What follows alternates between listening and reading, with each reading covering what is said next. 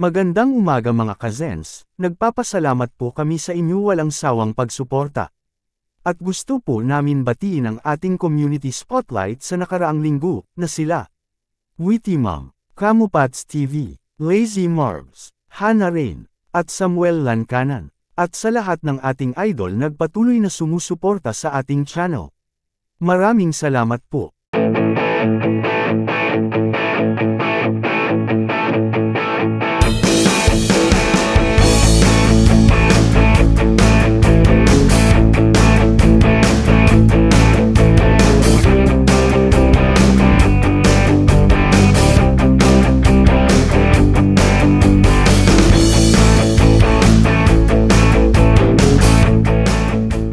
Ang nakaraan, matapos ang pakikilam ng ating bida sa alitan nina Vanessa at Alfoy, dumating agad ang master ng Crimson Tower na si Hubert.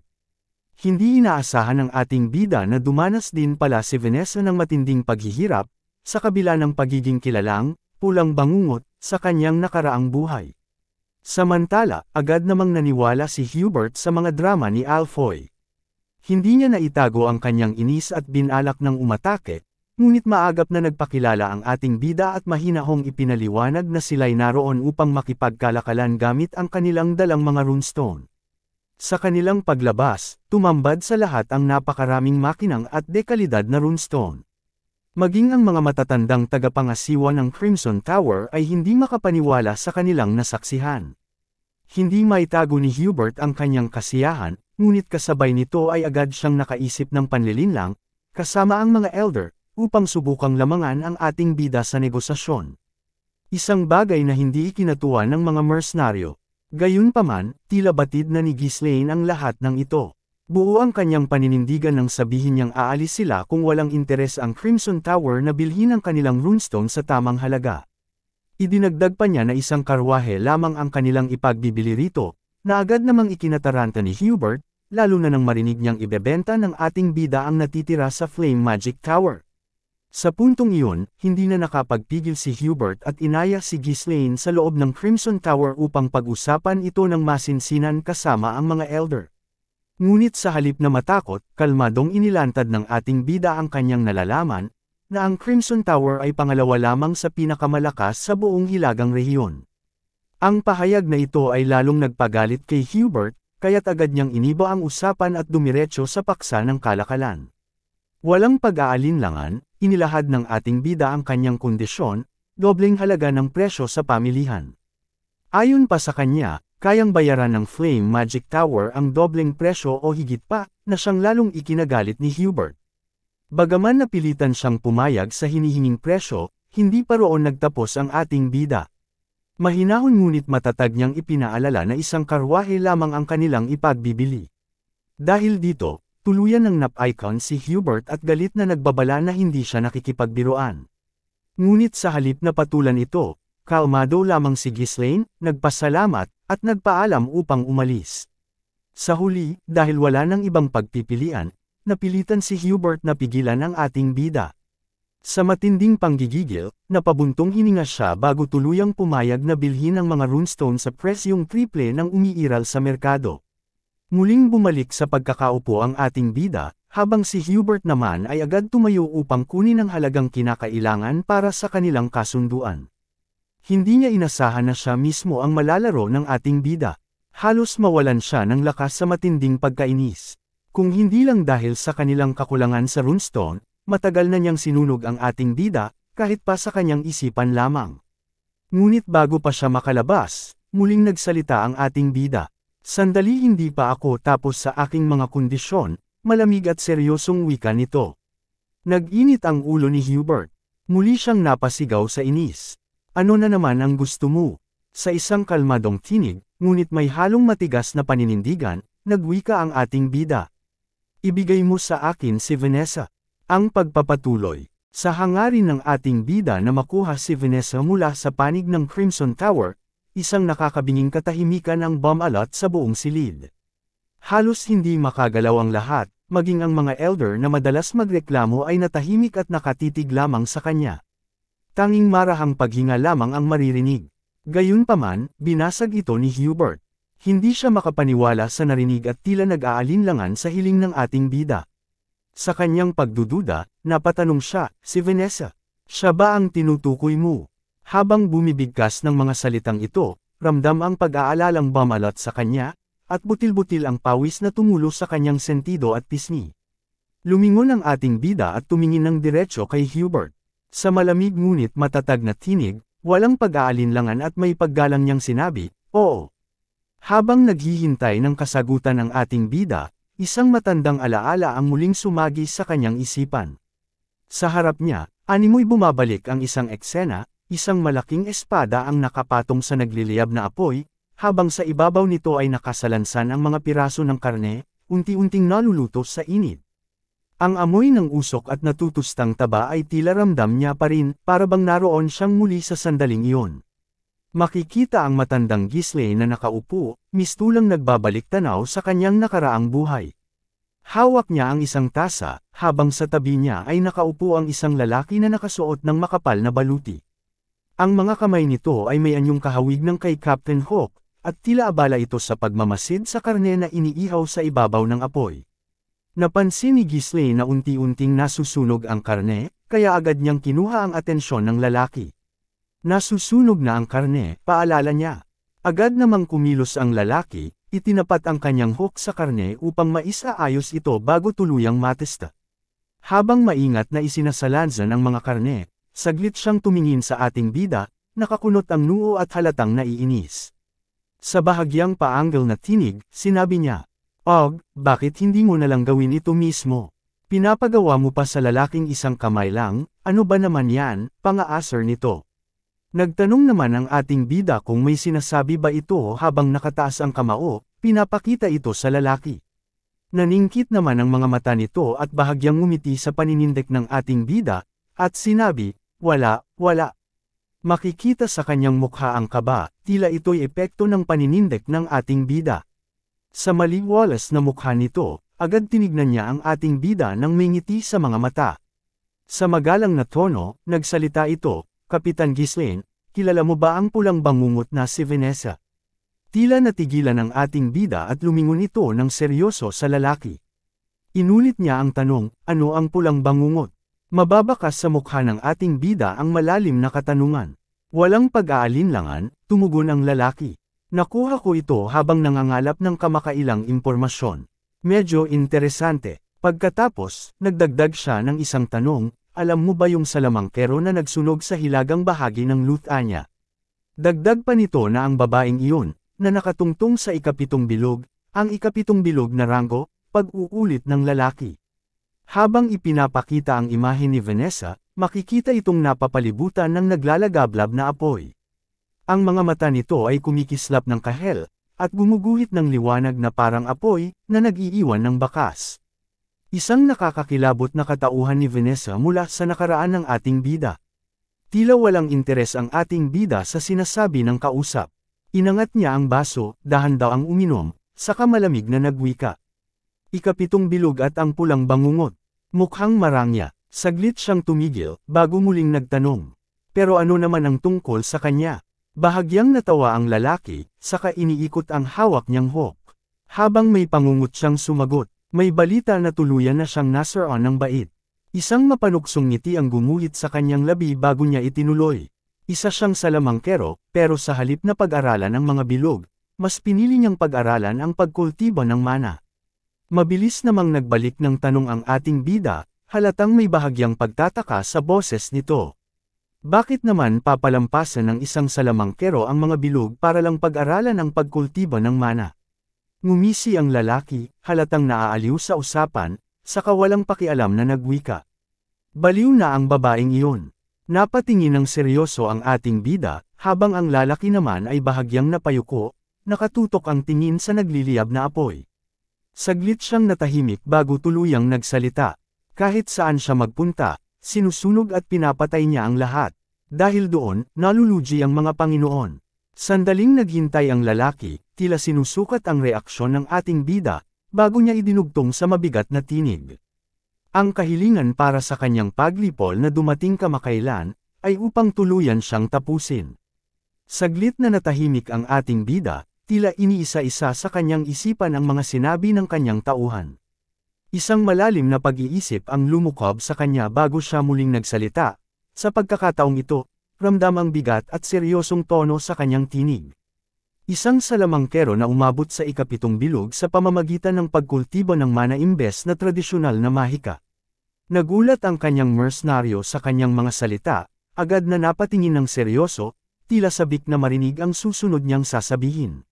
Dahan-dahang hinaplos ng ating bida ang kanyang baba, waring tinatansya ang sitwasyon. Isang manipis na ngiti ang gumuhit sa kanyang labi bago siya muling nagwika. Nakakatukso, di ba? Ang lalaki sa tabi ng ating bida ay isa sa kanyang mga dating mercenaryo, si Claude. Agad siyang inutusan ng ating bida. Dalhin mo siya dito. Ipinapahiwatig nito na nais niyang maging bahagi ng kanilang grupo ang babae.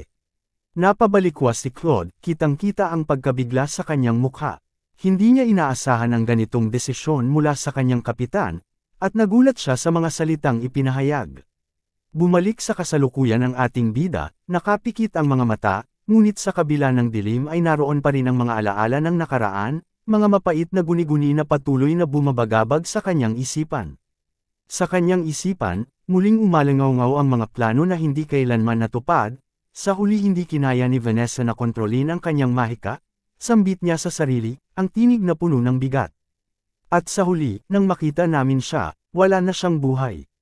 Muling pumasok sa isipan ng ating bida ang isang bagay, isang liwanag. Ngunit sa kabila ng kawalan ng kontrol, taglay pa rin niya ang talento upang marating ang ikapitong bilog. Sa kaunting gabay, maaari siyang magningning, saad nito sa sarili. Ang mga salitang iyon na parang muling nagbibigay ng pag-asa para kay Vanessa. Sa pagdilat ng ating bida, may determinasyon at matalim na mga mata. Sambit nito sa sarili, sa pagkakataong ito, tiyak na makakamtan ko siya. Tila nagkaroon naman ng diskusyon sa magkabilang panig. Mula sa likuran ni Ghislaine, agad namang naglapitan ang kanyang elite na grupo, at isa-isa silang nagsalita. Si Jillian ay tila nag-aalangan sa babaeng nabanggit ng ating bida.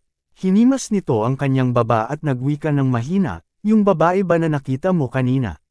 Si Kaor ay napataas ang kamay, inilagay sa kanyang batok, at napakunot ang noo, mukhang hindi kumbinsido sa sinabi ng ating bida.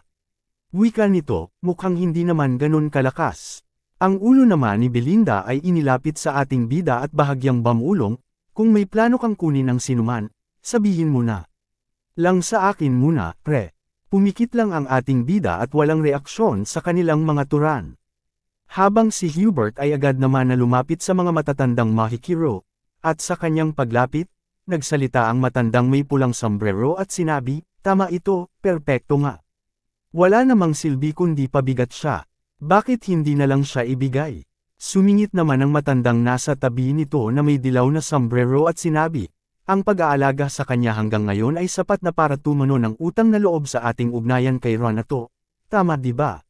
Biglang lumapit ang hangal na Master Tower, itinaas nito ang kamay at ngumiti ng peke sa ating bida. Sabay inihayag, tiyak, si Vanessa ay isa sa mga pinakahalaga at iginagalang na mahikiro ng Crimson Flame. Dagdag pa nito, maglilingkod siya ng buong puso sa tore, na tila pinapaganda ang imahe ni Vanessa kay Ghislaine. Ngunit pinutol ito ng ating bida sa kalmadong tinig, bukod pa rito, kinakailangan nating magpadala ng mga combat mage na nasa ikatlong bilog o mas mataas pa patungong per diem. Nagpantig naman ang tenga ni Hubert sa kanyang narinig. Dumilim ang ekspresyon at tumulim ang tingin sa ating bida. Tinapunan din ng ating bida ito ng madilim na ekspresyon at muling nagwika ng seryoso na, kailangan namin ng mga mahikiro para sa mga laban sa teritoryo. Natahimik ang lahat sa sinabi ng ating bida. Isang tanong ang nagmula kay Hubert, ang boses nito ay galit, at inulit ang sinabi ng ating bida, anong labanan sa teritoryo. Tila nabalot ng matinding presyon ang silid. Ngunit walang pakialam dito ang ating bida. Itinaas nito ang tatlong daliri at seryosong nagpahayag, 3 beses ng halaga ng pamilihan, pagpapadala ng mga third circle o mas mataas na mahikiro patungong per diem sa loob ng 1 taon, at pagbibigay kay Vanessa bilang personal na mahikiro. Dagdag pa ng ating bida, ito ang 3 kondisyon sa aking pagbebenta ng runestone. Nabigla ang lahat, tumingin ang mga ito kay Hubert, na kanina pa nagpipigil. Si Kaur, Jillian, at Belinda ay nagulat at nag-aabang lang. Kahit ang mga matatandang tagapangasiwa ay nanlamig at pinagpawisan sa presyon sa buong silid. Halos napako silang lahat sa kanilang kinaluluguran. Si Hubert ay nakatayo nagpapalabas ito ng nakakapangilabot na aura habang tahimik na nakatayo mababakas dito ang pagkamuhi sa mga narinig. Biglang sumambulat mula sa kanya ang isang napakalakas na enerhiya. Nagpaalimbakay sa paligid na tila hinigop ang hangin sa silid bago ito biglang kumawala. Isang nagbabagang pulang aura ng matinding puot ang bumalot sa kanyang katawan, worry isang apoy na hindi kayang patayin. Sa kanyang mukha, sumilay ang isang nakakatakot at mabangis na ekspresyon, habang ang kanyang kamao ay mahigpit na nakakuyom, puno ng nag-uumapaw na hinanakit at matinding pagngingit-ngit. Ngunit sa kabila ng umaalimpuyong silakbo ng damdamin ni Hubert, ang ating bida ay nanatiling payapa. Wala ni bahagyang pag-aalinlangan sa kanyang kilos, ni hindi siya nagpakita ng interes sa nagngangalit na emosyon sa kanyang harapan.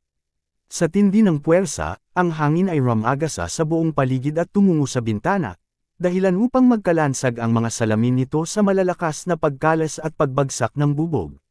Sa matinding puot ni Hubert, napasambit siya sa isang nakakapangilabot na tinig, tinawag ang pangalan ng ating bida na may halong pagngingit-ngit. Subalit, sa halip na magpatinag, tinitigan lamang siya ng ating bida, isang malamig at seryosong tingin ang itinugon, tila isang tahimik ngunit matibay na pader. Isang nakakapangilabot na tingin ang ipinukul niya sa ating bida, habang ang kanyang katawan ay binalot ng nag-aalab na pulang aura. Ang kanyang mga mata ay lumiliyab ng pulang liwanag, mistulang naglalagablab sa matinding puot. Sa malamig at mabagsik na tinig, diretsyong itinanong niya ang kanyang tanong sa ating bida. Talagang iniisip mong isa akong hangal, hindi ba? Sa matinding galit, sinabi niya sa isang nakakapangilabot na tinig, ang mga salamangkero na kabilang sa isang magic tower ay hindi maaaring makialam sa mga labanang panteritoryo. Kasabay nito, mas lalong lumalim ang kanyang tingin habang madiin niyang idinugtong, hindi ka lang ignorante sa mga pangunahing batas ng kaharian, gusto mo pang ipadala ang mga pangunahing salamangkero ng ikatlong bilog o mas mataas sa labanan. At sa isang mapanganib na pagpapahayag na may halong pagbabanta, bumulong si Hubert, ito ay isang insulto sa Crimson Flame Tower. Agad na naghanda ang mga elite na grupo ng ating bida, naramdaman nila ang matinding presyon mula sa aura ni Hubert. Mabilis nilang inihanda ang kanilang mga sarili at napahawak sa kanilang mga sandata. Isang malakas na tinig mula kay Gillian ang nagpatibay sa lahat ng nararamdaman nila, napakatinding presyon mula lamang sa kanyang salamangka. Mabilis na napabalikwa si Kaur at hindi napigil ang magsalita, kaya ito pala ang kapangyarihan ng isang salamangkero mula sa ika-6 na bilog. Habang ang aura ni Hubert ay patuloy na lumalakas, hindi nakaligtas si Belinda sa bigat ng presyon. Agad siyang sumigaw, "Batang Panginoon!" At halos nahirapan sa lakas ng enerhiya sa paligid, tanda ng kanyang matinding pag-aalala para sa ating bida. Gayunpaman, walang kahit anong galaw ang ating bida. Tahimik niyang pinagmasdan ang Panginoon ng Crimson Tower, habang si Hubert ay naghahanda na sa kanyang pag-atake.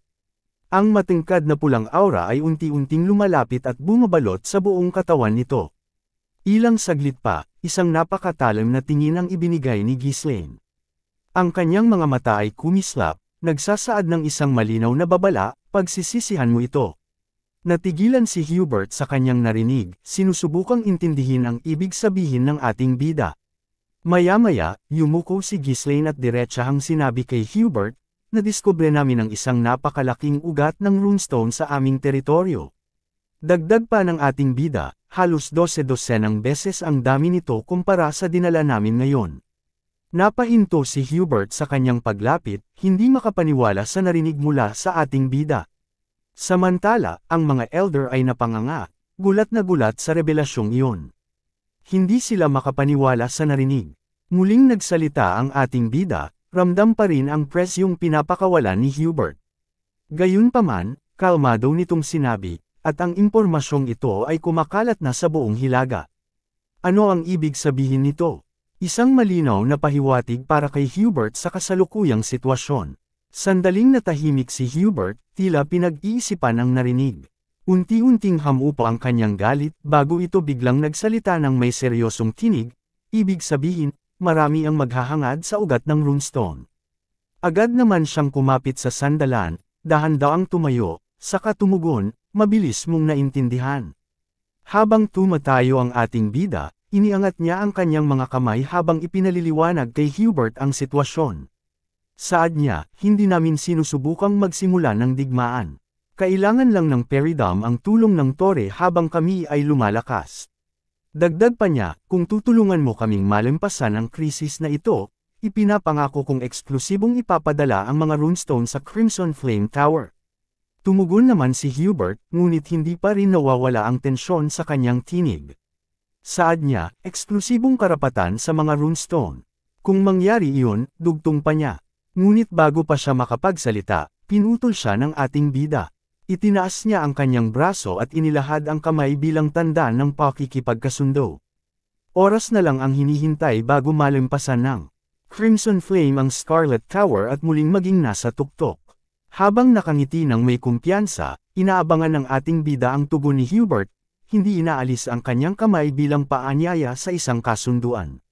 Napatulala si Hubert, pinagmamasdan ang kamay ng ating bida. Nag-iisip siya kung tatanggapin ba niya ang kasunduang ito at ang mga kondisyon na kaakibat nito. Kumislap ang kanyang mga mata, namula, at lalong nanliit ang kanyang mga balintataw habang nakatitig pa rin sa kamay ng ating bida. Nagtama ang kanyang mga ngipin, tila nag-aalangan. Nagngit-ngit ito sa asar, alam niya ang kanilang kalagayan. Sa huli, agad niyang inabot ang kamay ng ating bida at ngumiti, tinanggap ang kasunduan. Isang malakas na pakikipagkamay ang pumailan lang sa buong silid, tanda ng pagsang-ayon ni Hubert. Ilang saglit ang nakalipas, makikita sina Hubert at Alfoy. Sa mahina ngunit matatag na tinig, sinabi ni Hubert na pagpasyahan na, Alfoy.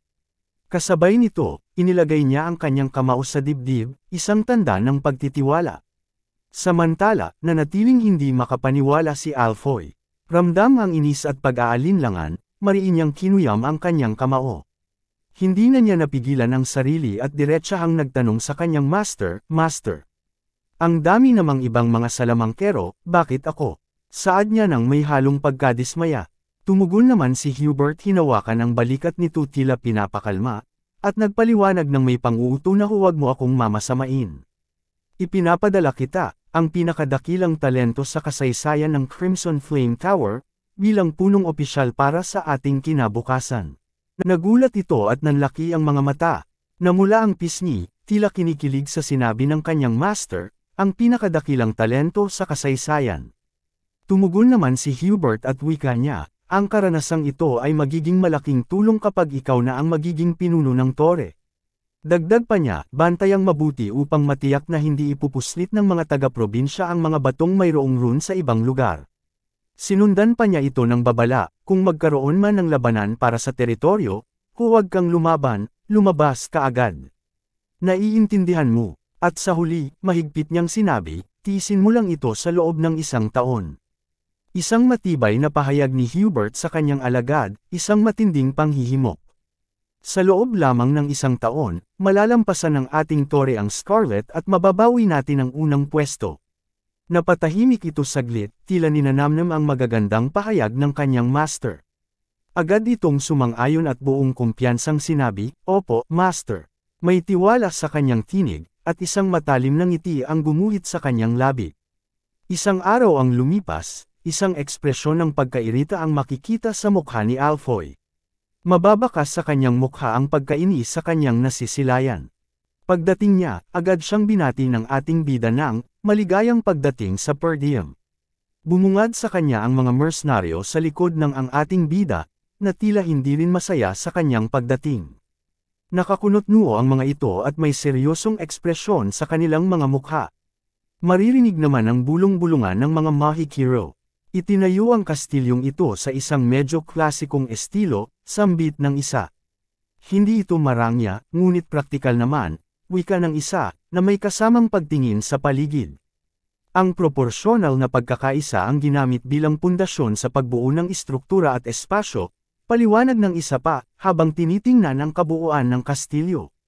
Habang sikumag na si Alfoy ay tahimik na pinagmamasdan ang paligid. Sa kanyang pagmamasid, napasanggal siya at napakunot ang noo.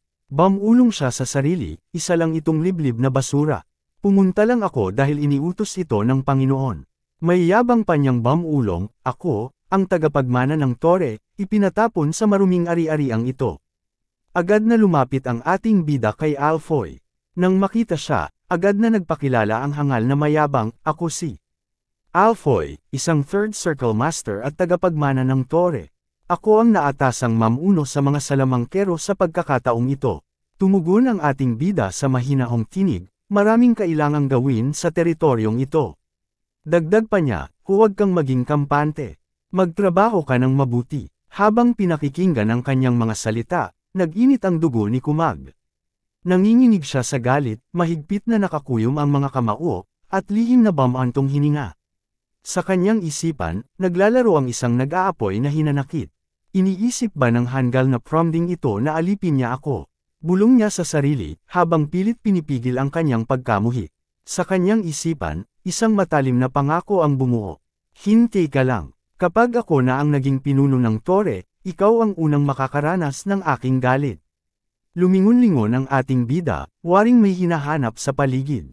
Agad niyang tinawag ang pansin ni Alfoy, na walang pag-aalinlangang napatingin, inaabangan ang sasabihin nito. Sa seryoso at matigas na tinig, tinanong niya, nasaan si Vanessa? Bahagyang lumingon si Alfoy, saka tumitig sa likuran. Napasunod naman ang ating bida sa kanyang tingin. Sa wakas, sumagot ang Kumag, baka nasa likuran siya, bitbit ang aming mga bagahe. Nabigla naman ang ating bida sa kanyang nakita. Mapapansin si Vanessa na dala ang napakaraming bagahe, habang nakayapak at halatang hirap na hirap. Bawat hakbang niya ay mabigat, at mababakas sa kanyang paglalakad ang matinding kapaguran. Malalim ang kanyang paghinga, waring nilulunod ng pagod ang kanyang katawan. Samantala, tahimik siyang pinagmamasdan ng mga taong nasa kanyang harapan, tila inaabangan ang kanyang pagdating. Masisilayan sa kanyang mukha ang matinding paghihirap, nanliliit ang kanyang mga mata sa bigat ng kanyang pasanin, habang butil-butil ang pawis sa kanyang noo. Halos sumasayad na ang kanyang hininga at napapakagatlabi na ito, at anumang sandali ay maaari siyang bumagsak dahil sa labis na pagkapagod. Pagsapit ni Vanessa sa harapan ng ating bida, agad siyang yumuko ng may paggalang bago ibinagsak ang mga mabibigat na bagahe sa kanyang tabi. Ramdam ang pagod sa kanyang kilos, ngunit hindi yun naging hadlang upang magbigay pugay. Sa mahinahong tinig, binati niya ang ating bida at nagpakilala, pilit na itinatago ang hingal sa kanyang boses. Samantala, si Alfoy na may napailing at nagtaas ng kilay, halatang inis. Bilasan mo kasi, akala ko hindi ka na makakarating. Pang-uuyam niyang sabi, may bahid ng panunuya sa kanyang tinig. Biglang natahimik ang ating bida, at isang matalim na tingin ang ipinukul niya kay Alfoy. Ilang saglit pa, lumapit ang ating bida kay Vanessa. Sa mababang, ngunit matigas na tinig, inutusan niya ito, ibaba mo na ang lahat ng iyan at lumapit ka sa akin. Kasabay nito, iniabot niya ang kanyang kamay kay Vanessa, worry isang tahimik na utos na huwag nang magpumilit. Hingal na hingal si Vanessa, bakas sa kanyang mukha ang labis na pagod. Subalit sa halip na agad sumunod, mahina siyang tumugon, hindi ko pa nadadala ang lahat ng bagahe, ng lahat. Nanatiling seryoso ang ating bida habang marahan niyang iniangat ang isang malita sa kanyang harapan. Walang anumang emosyon ang mababakas sa kanyang mukha, ngunit halatang hindi niya nagugustuhan ang nangyayari. Samantala, mayabang nang umisi si Alfoy habang nakakrus ang mga braso nito. Pumikit sandali bago inihayag, hayaan mo na. Sanay na siya sa ganitong gawain nung nasa tore pa siya. Dagdag pa niya, kasabay ng isang bahagyang pagtawa, ni hindi nga siya marunong gumamit ng mahika, kaya mas mabuti pang gawin na lang niya ang mga gawaing bahay. Isang malakas na pagtapon ng malita ang damapo mismo sa mukha ni Alfoy, tumama ng buong puwersa na labis niyang ikinagulat. Wala siyang oras para umiwas o lumaban, ang bigat ng impact ay tumulak sa kanya paatros. Sa isang iglap, napahiga siya sa lupa, ramdam ang kirot mula sa matinding tama. Bahagya siyang napaungol, hindi makapaniwala sa nangyari. Samantala, ang mga makikiro sa kanyang likuran ay napaawang ang mga labi sa gulat bago nagmadaling lumapit, halatang balisa sa sinapit ng kanilang pinuno. Agad niyang hinawakan ang kanyang mukha dahil sa sakit ng pagkakahagis. Hindi makapaniwala ang Kumag sa ginawa ng ating bida at agad siyang nagtanong kung ano ang ibig sabihin nito. Matalim ang tingin ng ating bida habang inaayos ang kanyang manggas. Sa seryosong tono, sinabi niya, si Vanessa ay hindi na pag-aari ng tore. Mula ngayon, akin na siya. Huwag niyo siyang trituhin ng masama. Tinapunan ng ating bida si Alfoy ng matalim na tingin, bahagyang naniningkit ang kanyang mga mata. Sa malamig ngunit matigas na tinig, saad niya. Palalampasan ko ito ngayon. Isang saglit ng katahimikan ang lumipas bago siya muling nagsalita. Mas mabigat at mapanganib ang kanyang tinig. Pero kapag nangyari ulit, buhay muna ang nakataya. Isang mariing pagbabanta mula sa ating bida, diretso, walang pag-aalinlangan. Samantala, namula ang pisngi ni Vanessa at napatulala. Hindi niya maiwasang humanga sa mga binitawang salita ng ating bida. Ramdam niya ang proteksyong ibinibigay nito, isang bagay na hindi niya kailanman naranasan noon. Dahan-dahang tumayo si Alfoy, bakas sa kanyang mukha ang galit at inis. Napasinghap siya, hindi alintana ang dugong tumutulo mula sa kanyang ilong. Namumuti ang kanyang mga mata sa matinding emosyon bago sumigaw. Trinato ako, ang tagapagmana ng Crimson Flame at isang Third Circle Master, ng ganito. Mahigpit niyang hinawakan ang kanyang mahikang tungkod, itinuro ito sa ating bida habang nagngangalit. Kahit isa akong maharlika, ito ay isang lubos na pambabastos. Patuloy niyang sigaw. Mataas ang kanyang tinig nang ipagpatuloy niya, puno ng yabang, kung gugustuhin namin, kaya naming gawing dagat ng apoy ang lugar na ito sa isang iglap. Sa isang kumpas, inutusan niya ang kanyang mga kasamahan. Tumayo kayong lahat, ipakita natin sa kanila ang dangal ng isang salamangkero. Seryosong tumugon ang ating bida. Walang bahid ng takot, itinapat niya ang mga daliri sa hangin at marahang pinatunog ang mga ito, isang tahimik ngunit matalim na senyales. Kasabay nito, isang simpleng salita ang lumabas sa kanyang labi. Sheesh! Sa isang iglap, napalibutan ng mga mersenaryo ang mga hanggal. Matalas ang tingin ng mga mandirigma, at ang kanilang mga sandata ay nakatutok ng walang pag-aalinlangan. Nagpupumiglas ang kaba sa dibdib ni Alfoy. Hindi niya inasahan ito. Mula sa kanyang likuran, isang salamangkero ang napaatras, nanginginig sa takot. Anong nangyayari? Paano nagawa ng mga barbarong ito? Isa pang tinig ang pumailan lang, puno ng pagdududa at galit. Anong klaseng teritoryo ang naglalabas ng mga sandata laban sa mga salamangkero? Napasanggal si Alfoy, ni hindi maitago ang kanyang pagkataranta. Kami ay mga salamangkero, trituhin niyo kami ng may paggalang na nararapat sa amin. Ngunit sa harap ng mga matitikas na mersenaryo, ang kanyang sigaw ay parang walang bigat. Tumano ang ating bida kay Alfoy, at sa isang utos na puno ng autoridad, malamig siyang nagsabi, manahimik. Napatahimik si Alfoy. Bagamat nanginginig sa gigil, hindi niya nagawang sumagot. Sa malumanay ngunit matalim na tinig, nagpahayag ang ating bida. Kahit paano katretuhin, ang isang kasunduan ay nananatiling kasunduan.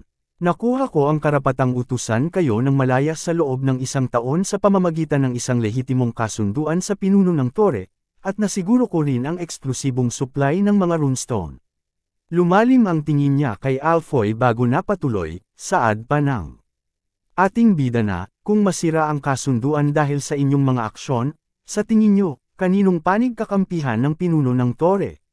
Hindi makapaniwala at makasagot ang kumag. Kasabay ng malamig na katahimikan ay ang unti-unting pagpatak ng pawis sa kanyang noo. Tumungon ito ng may inis.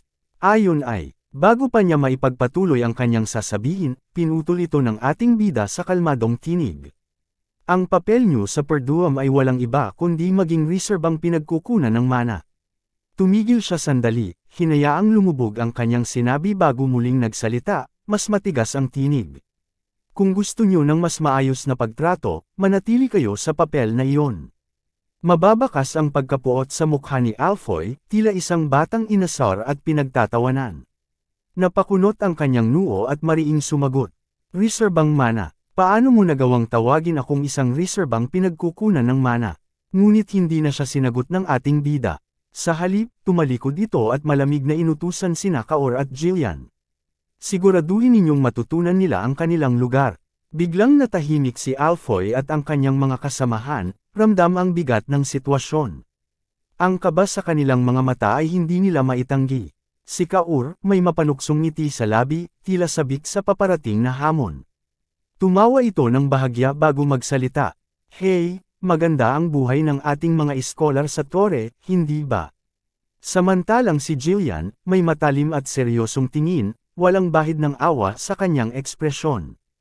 Mahinahon ngunit may bigat ang kanyang mga salita habang bumaling sa mga mercenaryo. Siguraduhin ninyong makapag-adjust sila ng maayos sa ating teritoryo. Nang ngit-ngit na lang sa galit si Alfoy, walang magawa at saad nito na ang mga ito. Mga bastos na walang hiya. Galit na sigaw nito sa kanyang mga nasa harapan na mercenaryo. Hindi pa rin makapaniwala si Vanessa sa mga nasaksihan niya. Nakatitig siya, tila hindi pa lubusang natatanggap ang nangyari. Dahan-daang lumapit ang ating bida kay Vanessa. Sa kabila ng kaba, agad siyang tumugon nang marinig ang kanyang pangalan. Sa mahigpit ngunit hindi marahas na tinig, nagsalita ang ating bida. Simula ngayon, wala ka ng ibang susundin kundi ako lang. Seryoso ang kanyang mga mata, ngunit may kung anong lamlam sa kanyang titig. Isang titig na tila nagdadala ng pangako. Ikaw ang aking personal na mahikera. Napamulagat si Vanessa sa narinig. Hindi niya alam kung paano tutugon. Ang kanyang pisngi ay unti-unting namula, at sa ilang saglit, pati ang kanyang buong mukha. Para bang isang di inaasahang damdamin ang bumalot sa kanya. Napayuko siya, hindi makapagsalita. Matapos ang ilang sandali, mahina ngunit may halong pag-aalinlangan siyang tumugon. Pero, gaya ng sinabi ni Alfoy, hindi ko man lang magamit ang mahika. Tila hindi pa rin siya makapaniwala sa narinig. Isang personal na mahikera, ang bulong niya, ang mga salitang tila nagsusuri sa bisa ng mga ito, parang hindi kayang tanggapin ang imposibilidad ng sinabi. Sumunod ka sa akin, wika ng ating bida, ang boses nito puno ng tiwala at determinasyon. Inilahad niya ang kanang kamay kay Vanessa, at sa kanyang mga mata, isang ngiti ang sumilay, hindi basta ngiti, kundi isang ngiti ng pangako, ng isang bagay na tiyak at hindi matitinag. Gagawin ko, at pagkakalooban kita ng kakayahang magpamalas ng mahika. Hanggang dito na lang, mga kazens, ang ating kwento tungkol sa ating bida na si Ghislaine. Sana ay nagustuhan ninyo. Huwag kalimutang mag-subscribe sa ating channel, i-like, at i-share ang ating video. Lubos po kaming nagpapasalamat sa inyong walang sawang pagsuporta.